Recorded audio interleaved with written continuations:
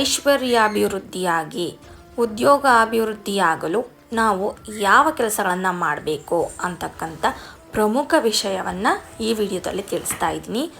So video ಎಲ್ಲೂ skip ಮಾಡದೆ ವಿಡಿಯೋನ ಕಂಪ್ಲೀಟಾಗಿ ಪೂರ್ತಿಯಾಗಿ ನೋಡಿ, ಆಗ ಮಾತ್ರವೇ ನಿಮಗೆ ಅರ್ಥ ಆಗುತ್ತೆ.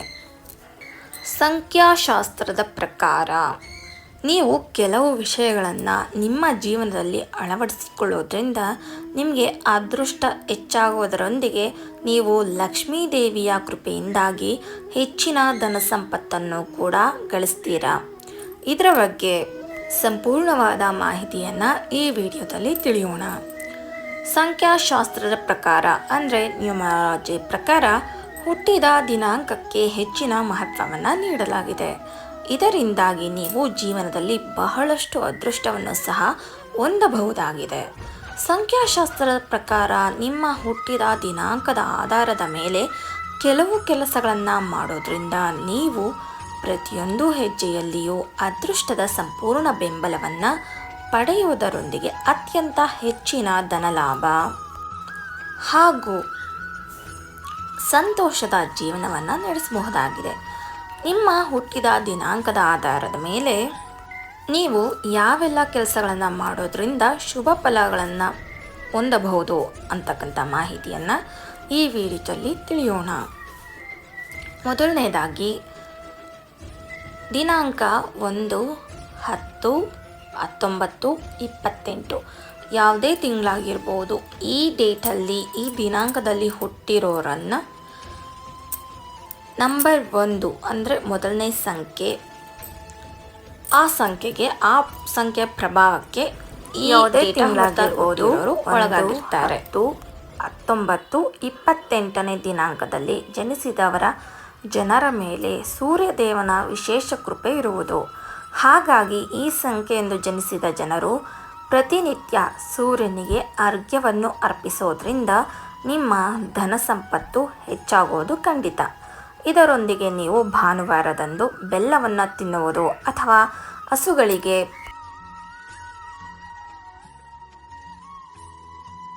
ಬೆಲ್ಲ ಅಥವಾ ಗೋಧಿಯಿಂದ ಮಾಡಿದ ರೊಟ್ಟಿಗಳನ್ನು ಅಥವಾ ಸಿಹಿ ನೈವೇದ್ಯಗಳನ್ನು ನೀಡೋದ್ರಿಂದ ನಿಮಗೆ ಅತ್ಯಂತ ಹೆಚ್ಚಿನ ಶುಭವಾಗುತ್ತೆ. ಇಷ್ಟು ಯಾರೆಲ್ಲ 1, 10, 19, 28ನೇ ತಾರೀಕು ಹುಟ್ಟಿದ್ದೀರಾ, ನೀವು ಸೂರ್ಯನ ಆರಾಧನೆ ಮಾಡೋದ್ರಿಂದ ನಿಮ್ಮ ಸಕಲ ಸಮಸ್ಯೆಗಳು ಕೂಡ ನಿವಾರಣೆಯಾಗುತ್ತೆ. ಇದರ ಜೊತೆಗೆ ಸೂರ್ಯ ನಮಸ್ಕಾರ ಕೂಡ ನೀವು ಪ್ರತಿನಿತ್ಯ ಮಾಡೋದ್ರಿಂದ ಜೀವನದಲ್ಲಿ ಯಶಸ್ಸು ಅಂತಕ್ಕಂಥದ್ದು ಲಭಿಸುತ್ತೆ. ಇನ್ನು ಯಾವುದೇ ತಿಂಗಳಾಗಿರ್ಬೋದು 2, 11, 20, 29ನೇ ದಿನಾಂಕದಲ್ಲಿ ಜನಿಸಿದವರ ಮೇಲೆ ಅನುಗ್ರಹವಿರುತ್ತೆ. ಚಂದ್ರದೇವನ ಅಪಾರ. ಹಾಗೆಯೇ ಚಂದ್ರದೇವನು ಈ 2ನೇ ನಂಬರನ್ನು ಆಳ್ವಿಕೆ ಮಾಡ್ತಾನೆ. 2ನೇ ನಂಬರ್ಗೆ ಅಧಿಪತಿ ಬಂದು ಚಂದ್ರ ಆಗಿರುತ್ತೆ. ಹಾಗಾಗಿ ಈ ದಿನಾಂಕದಲ್ಲಿ ಜನಿಸಿದವರು ತಮ್ಮ ತಾಯಿಯಿಂದ ಒಂದು ಬೆಳ್ಳಿಯ ನಾಣ್ಯವನ್ನು ತೆಗೆದುಕೊಂಡು ಅದನ್ನು ನಿಮ್ಮ ಬಳಿಯೇ ಇರಿಸಿಕೊಳ್ಳೋದ್ರಿಂದ ಹಾಗೂ ನೀವು ಹೆಚ್ಚಾಗಿ ಬೆಳ್ಳಿ ಆಭರಣಗಳನ್ನು ಧರಿಸಬೇಕಾಗುತ್ತೆ. ಅಥವಾ ಬೆಳ್ಳಿಯ ಲೋಟದಲ್ಲಿ ನೀರನ್ನು ಕುಡಿಯೋದ್ರಿಂದ ಅಥವಾ ಹಾಲು ಕುಡಿಯೋದ್ರಿಂದ ನಿಮಗೆ ಅತ್ಯಂತ ಹೆಚ್ಚಿನ ಧನಲಾಭವಾಗುತ್ತದೆ. ಹೀಗೆ ಮಾಡೋದ್ರಿಂದ ನೀವು ಸಾಕಷ್ಟು ಹಣ ಮತ್ತು ಅದೃಷ್ಟವನ್ನು ನಿಮ್ಮದಾಗಿಸಿಕೊಳ್ತೀರಾ. ಜೊತೆಗೆ ಪ್ರತಿ ಸೋಮವಾರ ನೀವು ಹಸಿ ಹಾಲನ್ನು ಶಿವಲಿಂಗಕ್ಕೆ ಅರ್ಪಿಸಬೇಕಾಗುತ್ತೆ. ಅಥವಾ ಯಾವುದಾದ್ರೂ ಶಿವನ ದೇವಾಲಯಕ್ಕೂ ಕೂಡ ಅರ್ಪಿಸ್ಬೋದು. ನೀವೇ ಶಿವಲಿಂಗಕ್ಕೆ ಅಭಿಷೇಕ ಕೂಡ ಮಾಡಬಹುದು. ಈ ರೀತಿ ಮಾಡೋದ್ರಿಂದ ನಿಮ್ಮ ಎಲ್ಲ ಸಮಸ್ಯೆಗಳು ನಿವಾರಣೆಯಾಗುತ್ತೆ. ಹಾಗೆ ಇನ್ನೊಂದು ವಿಷಯ ಇನ್ನೂ ಕೆಲವರು ತುಂಬ ಕಾಮೆಂಟ್ಸ್ ಅಥವಾ ಮೆಸೇಜ್ಗಳನ್ನು ಕೇಳ್ತೀರ ನೀವು, ತಾಯಿನೇ ಯಾಕೆ ತಂದೆಯಿಂದ ನಾವು ಬೆಳ್ಳಿ ಕಾಯಿನ್ನ ತಗೋಬೋದಾ ಅಂತೇಳಿ. ಆದರೆ ಹಾಗೆ ಮಾಡಲಿಕ್ಕಿಲ್ಲ. ಯಾಕಂದರೆ ನಮ್ಮ ಜ್ಯೋತಿಷ್ಯವನ್ನು ಅವಲೋಕನ ಮಾಡಿದಾಗ ಚಂದ್ರನನ್ನು ಯಾವಾಗಲೂ ನಾವು ತಾಯಿಗೆ ಹೋಲಿಸ್ತೀವಿ. ಹಾಗಾಗಿ ಯಾರ್ಯಾರು 2ನೇ ಡೇಟ್ ಆಫ್ ಬರ್ತ್ 11, 20, 29ನೇ ಡೇಟ್ ಆಫ್ ಬರ್ತಲ್ಲಿ ಹುಟ್ಟಿದ್ದೀರಾ, ಕೇವಲ ತಾಯಿಯಿಂದನೇ ನೀವು ಬೆಳ್ಳಿಯ ನಾಣ್ಯವನ್ನು ಉಡುಗೊರೆಯಾಗಿ ತಗೊಳ್ಬೇಕಾಗತ್ತೆ. ನಂತರ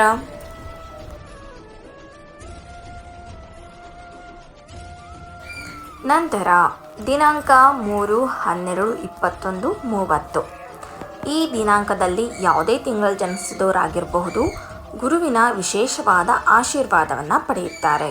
ಹಾಗಾಗಿ ಈ ಸಂಖ್ಯೆಯಂದು ಜನಿಸಿದ ಜನರು ಅತ್ಯಂತ ಹೆಚ್ಚಿನ ಶುಭ ಫಲಗಳ ಪ್ರಾಪ್ತಿಗಾಗಿ ತಮ್ಮ ಇಷ್ಟದ ಗುರುಗಳು ಅಥವಾ ಪೋಷಕರ ಕಾಲಿಗೆ ನಮಸ್ಕಾರ ಮಾಡಿ ಅವರಿಗೆ ಗೌರವವನ್ನು ಸಲ್ಲಿಸೋದ್ರಿಂದ ನಿಮ್ಮ ಎಲ್ಲ ಸಮಸ್ಯೆಗಳು ನಿವಾರಣೆಯಾಗುತ್ತೆ.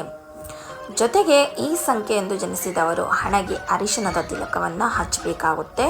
ಹಾಗೆ ಆಲದ ಮರಕ್ಕೆ ಪ್ರತಿ ಗುರುವಾರ ನೀರನ್ನು ಅರ್ಪಿಸೋದ್ರಿಂದ ನಿಮಗೆ ಯಾವುದೇ ರೀತಿಯ ಜೀವನದಲ್ಲಿ ಸಮಸ್ಯೆಗಳಿದ್ದರೂ ಸಹ ಅತಿ ಸುಲಭವಾಗಿ ನೀವು ನಿವಾರಣೆ ಮಾಡಿಕೊಳ್ಬೋದಾಗಿರುತ್ತೆ. ಯಾಕೆಂದರೆ 3ನೇ ಅಧಿಪತಿಯಾಗಿ ನ್ಯೂಮರಾಲಜಿ ಪ್ರಕಾರ 3ನೇ ಸಂಖ್ಯೆಗೆ ಅಧಿಪತಿಯಾಗಿ ನಮ್ಮ ಗುರು ಇರ್ತಾನೆ. ಹಾಗಾಗಿ ತಮ್ಮ ಇಷ್ಟದ ಗುರುಗಳಾಗಿರ್ಬೋದು ಅಥವಾ ಗುರು ರಾಘವೇಂದ್ರ ಸ್ವಾಮಿ ಆಗಿರ್ಬೋದು ಅಥವಾ ದತ್ತಾತ್ರೇಯ ಸ್ವಾಮಿ, ಸಾಯಿಬಾಬಾ ಯಾವುದಾದ್ರೂ ಒಬ್ಬರು ಗುರು ಸೇವೆಯನ್ನು ನೀವು ಜೀವನ ಪರ್ಯಂತ ಮಾಡೋದ್ರಿಂದ ನಿಮ್ಮ ಜೀವನದಲ್ಲಿ ಯಾವುದೇ ರೀತಿಯ ಸಮಸ್ಯೆಗಳಿದ್ರೂ ಕೂಡ ನಿವಾರಣೆ ಆಗುತ್ತೆ. ನಂತರ ಯಾರೆಲ್ಲ 4, 13, 25, 31 ಡೇಟ್ ಆಫ್ ಬರ್ತಲ್ಲಿ ಹುಟ್ಟಿದ್ದೀರಾ ಇವರ ಜೀವನವನ್ನು ರಾಹು 4ನೇ ತಾರೀಕು ಹುಟ್ಟಿರೋರ ಬಗ್ಗೆ ನಾನು ಮುಂಚೆನೇ ತುಂಬ ಪೋಸ್ಟ್ಗಳನ್ನು ಹಾಕಿದ್ದೇನೆ. ಖಂಡಿತ ಜಾತಕದಲ್ಲಿ ಸರ್ಪದೋಷ ಅಥವಾ ಕಾಳಸರ್ಪದೋಷ ಇದ್ದೇ ಇರುತ್ತೆ. ಯಾರ್ಯಾರೋ 4, 13, 25, 31ನೇ ತಾರೀಕು ಹುಟ್ಟಿದ್ದೀರಾ ಇವರ ಜೀವನ ರಾಹು ಗ್ರಹದಿಂದ ಪ್ರಭಾವಿತ ಆಗಿರುತ್ತೆ.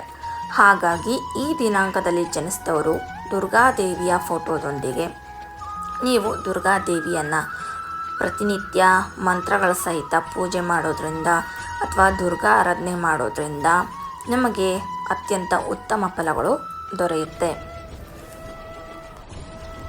ಇದರ ಜೊತೆಗೆ ನೀವು ಪ್ರತಿ ಶುಕ್ರವಾರ ದುರ್ಗಾದೇವಿಗೆ ನೀವು ನಿಂಬೆಹಣ್ಣಿನ ದೀಪವನ್ನು ಹಚ್ಚಬೇಕು.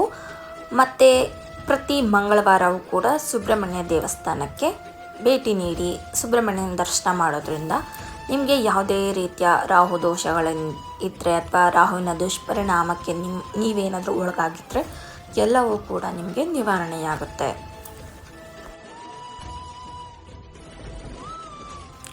ಇನ್ನು ಯಾರೆಲ್ಲ 5, 14, 23ರಂದು ಜನಿಸಿದವರನ್ನು ಬುಧ ಗ್ರಹವು ಆಳುತ್ತಾನೆ. ಹಾಗಾಗಿ ಈ ಸಂಖ್ಯೆ ಜನಿಸಿದವರು ಹಸುಗಳಿಗೆ ಹಸಿರು ಹುಲ್ಲು ಅಥವಾ ಹಸಿರು ತರಕಾರಿಗಳನ್ನು ಪ್ರತಿ ಭಾನುವಾರ ಅರ್ಪಿಸೋದ್ರಿಂದ ಒಳಿತಾಗುವುದು. ಜೊತೆಗೆ ನೀವು ಹಸಿರು ಬಟ್ಟೆಯನ್ನು ನಿಮ್ಮೊಂದಿಗೆ ಇರಿಸೋದ್ರಿಂದ ನಿಮಗೆ ಸಾಕಷ್ಟು ಧನ ಲಾಭವಾಗಲಿದೆ.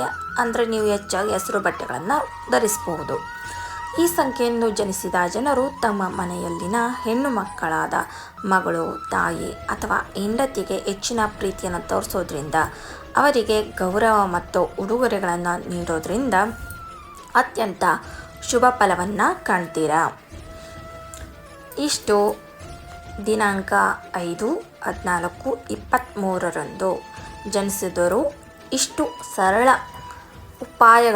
ಕೆಲಸಗಳನ್ನು ಮಾಡೋದ್ರಿಂದ ನಿಮ್ಮ ಜೀವನದಲ್ಲಿ ಯಶಸ್ಸು ಹಾಗೂ ಧನಲಾಭ ಆಗೋದಂತೂ ಗ್ಯಾರಂಟಿ. ನಂತರ ಯಾವುದೇ ತಿಂಗಳಾಗಿರ್ಬೋದು 6, 15, 24ನೇ ದಿನಾಂಕದಲ್ಲಿ ಜನಿಸಿದವರ ಮೇಲೆ ಪ್ರೀತಿಯ ಸಂಕೇತವಾದ ಶುಕ್ರನ ಅಪಾರ ಆಶೀರ್ವಾದವಿರುತ್ತೆ. ಹಾಗಾಗಿ ಈ ಸಂಖ್ಯೆಗಳಲ್ಲಿ ಜನಿಸಿದವರು ಪ್ರತಿದಿನ ಶುದ್ಧವಾದ ಬಟ್ಟೆಯನ್ನು ಧರಿಸೋದ್ರಿಂದ ಮತ್ತು ಸುಗಂಧ ದ್ರವ್ಯಗಳನ್ನು ಬಳಸೋದ್ರಿಂದ ಪ್ರತಿ ಶುಕ್ರವಾರ ಕಪ್ಪು ಹಸುವಿಗೆ ತಿನ್ನಲು ಆಹಾರ ಕೊಡೋದ್ರಿಂದ ಹಾಗೂ ಅಗತ್ಯವಿರುವವರಿಗೆ ಶುಕ್ರವಾರದಂದು ಪಾಯಸ ಏನಾದರೂ ಸಿಹಿ ಪದಾರ್ಥಗಳನ್ನು ಅರ್ಪಿಸೋದ್ರಿಂದ ದಾನಗಳನ್ನು ಕೊಡೋದ್ರಿಂದ ನೀವು ಧನ ಸಂಪತ್ತನ್ನು ಆಕರ್ಷಿಸುವಲ್ಲಿ ಯಶಸ್ಸನ್ನು ಗಳಿಸ್ತೀರಾ ಮತ್ತು ಸಂತೋಷದ ಜೀವನವನ್ನು ನಡೆಸ್ಬೋದು. ಇನ್ನು ಈ ದಿನಾಂಕದಲ್ಲಿ ಜನಿಸಿದವರು ಲಕ್ಷ್ಮೀ ದೇವಿಯ ಆರಾಧನೆ ಮಾಡೋದ್ರಿಂದ ಜೀವನದಲ್ಲಿ ಸಕಲ ರೀತಿಯ ಯಶಸ್ಸನ್ನು ಕೂಡ ನೀವು ಪಡಿಬಹುದು. ಈಗ ಯಾವುದೇ ತಿಂಗಳ 7, 16, 25ನೇ ದಿನಾಂಕದಲ್ಲಿ ಜನಿಸಿದವ್ರಿಗೆ ಕೇತುವಿನ ಅತ್ಯಂತ ಹೆಚ್ಚಿನ ಅನುಗ್ರಹ ಪ್ರಾಪ್ತಿಯಾಗುತ್ತೆ. ಇವರ ಜೀವನ ಯಾವಾಗಲೂ ಕೇತುವಿನ ಪ್ರಭಾವಕ್ಕೆ ಒಳಗಾಗಿ ಜೀವನದಲ್ಲಿ ಸಾಕಷ್ಟು ಸಮಸ್ಯೆಗಳಿಂದ ಕೂಡಿರುವಂಥ ದಿನಾಂಕದಲ್ಲಿ ಇವರು ಹುಟ್ಟಿರ್ತಾರೆ. ಹಾಗಾಗಿ ಈ ಸಂಖ್ಯೆಯಿಂದ ಜನಿಸಿದ ಜನರು ಚಿನ್ನದ ಬಣ್ಣವನ್ನು ಹೊಂದಿರುವ ಕೈಗಡಿಯಾರವನ್ನು ಧರಿಸೋದ್ರಿಂದ ಶುಭವಾಗುತ್ತೆ. ಅಥವಾ 11 ಗರಿಕೆಯ ಹುಲ್ಲನ್ನು ಮತ್ತು ಹೂವನ್ನು ಶಿವನಿಗೆ ಅರ್ಪಿಸೋದ್ರಿಂದ ನಿಮ್ಮ ಅದೃಷ್ಟದಲ್ಲಿ ಸಾಕಷ್ಟು ಹೆಚ್ಚಳವಾಗುತ್ತೆ. ಇದರೊಂದಿಗೆ ನೀವು ಕಪ್ಪು ಮತ್ತು ಬಿಳಿಯ ನಾಯಿಗಳಿಗೆ ಆಹಾರವನ್ನು ನೀಡೋದ್ರಿಂದ ನಿಮ್ಮ ಜೀವನದಲ್ಲಿ ಯಶಸ್ಸನ್ನು ಕಾಣಬಹುದು. ಜೊತೆಗೆ ಈ ಡೇಟ್ ಆಫ್ ಬರ್ತ್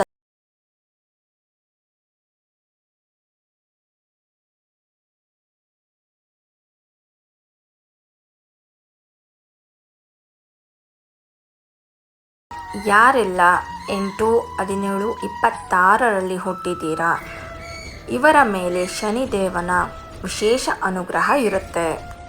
ಶನಿದೇವನನ್ನು ಕರ್ಮಫಲದಾತ ಎಂದು ಸಹ ಕರಿತೀವಿ. ಹಾಗಾಗಿ ಪ್ರತಿ ಶನಿವಾರ ಸಾಸಿವೆ ಎಣ್ಣೆಯಿಂದ ದೀಪವನ್ನು ಬೆಳಗೋದ್ರಿಂದ, ಕಪ್ಪು ಎಳ್ಳನ್ನು ಆಲದ ಮರದ ಬಳಿ ಇಡೋದ್ರಿಂದ ಅಥವಾ ದೀಪವನ್ನು ಹಚ್ಚೋದ್ರಿಂದ ಈ ಸಂಖ್ಯೆಯನ್ನು ಜನಿಸಿದವರ ಕಷ್ಟಗಳೆಲ್ಲವೂ ದೂರ ಆಗುತ್ತದೆ.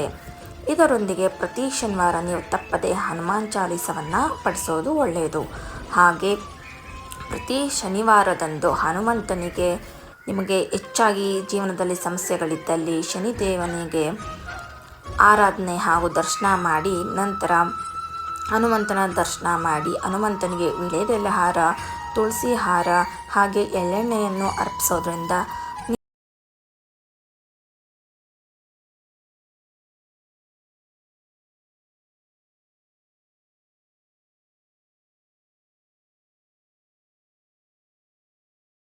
ಏಳನೇ ತಾರೀಕಿನಲ್ಲಿ ಜನಿಸಿದವರು ಕುಜನ ಅಪಾರವಾದ ಆಶೀರ್ವಾದ ಅಂತಕ್ಕಂಥದ್ದು ಇರುತ್ತೆ. ಹಾಗಾಗಿ ಈ ಸಂಖ್ಯೆಯಂದು ಜನಿಸಿದ ಜನರು ಹನುಮಂತನ ದೇವಸ್ಥಾನಗಳಿಗೆ ತಪ್ಪದೇ ಹೋಗ್ಬಿಟ್ಟು ಮತ್ತು ಹನುಮಾನ್ ಚಾಲೀಸವನ್ನು ಪಠಿಸೋದ್ರಿಂದ, ಪ್ರತಿ ಮಂಗಳವಾರ ಹನುಮಂತನಿಗೆ ಸಿಹಿ ತಿನಿಸುಗಳನ್ನು ಅರ್ಪಿಸೋದ್ರಿಂದ, ಕೆಂಪು ಹೂಗಳನ್ನು ಕೊಟ್ಟು ಬಾಳೆಹಣ್ಣನ್ನು ಕೊಡೋದ್ರಿಂದ, ಜೊತೆಗೆ ಕೈಗೆ ಕೆಂಪು ಬಣ್ಣದ ದಾರವನ್ನು ಕಟ್ಟಿಕೊಳ್ಳೋದ್ರಿಂದ, ನಿಮ್ಮ ಬಳಿ ಕೆಂಪು ಬಣ್ಣದ ವಸ್ತುವನ್ನು ಇರಿಸ್ಕೊಳ್ಳೋದ್ರಿಂದ ನಿಮ್ಮ ಜೀವನದಲ್ಲಿ ಇರ್ತಕ್ಕಂಥ ಎಲ್ಲ ಸಮಸ್ಯೆಗಳು ಕೂಡ ನಿವಾರಣೆಯಾಗುತ್ತೆ. ಇಷ್ಟು ನ್ಯೂಮರಾಲಜಿ ಪ್ರಕಾರ ಯಾವ ಕೆಲಸಗಳನ್ನು ಮಾಡೋದ್ರಿಂದ ಅದೃಷ್ಟ ಪ್ರಾಪ್ತಿಯಾಗುತ್ತದೆ ಅಂತಕ್ಕಂಥ ವಿಷಯ. ವಿಡಿಯೋ ಇಷ್ಟ ಆದರೆ ನಿಮ್ಮ ಸ್ನೇಹಿತರಿಗೂ ಕೂಡ ಶೇರ್ ಮಾಡಿ, ಲೈಕ್ ಮಾಡಿ, ಸಪೋರ್ಟ್ ಮಾಡಿ. Thanks for watching. ಮತ್ತೆ ಮುಂದಿನ ವಿಡಿಯೋದಲ್ಲಿ ಸಿಗ್ತೀನಿ. ನಮಸ್ಕಾರ.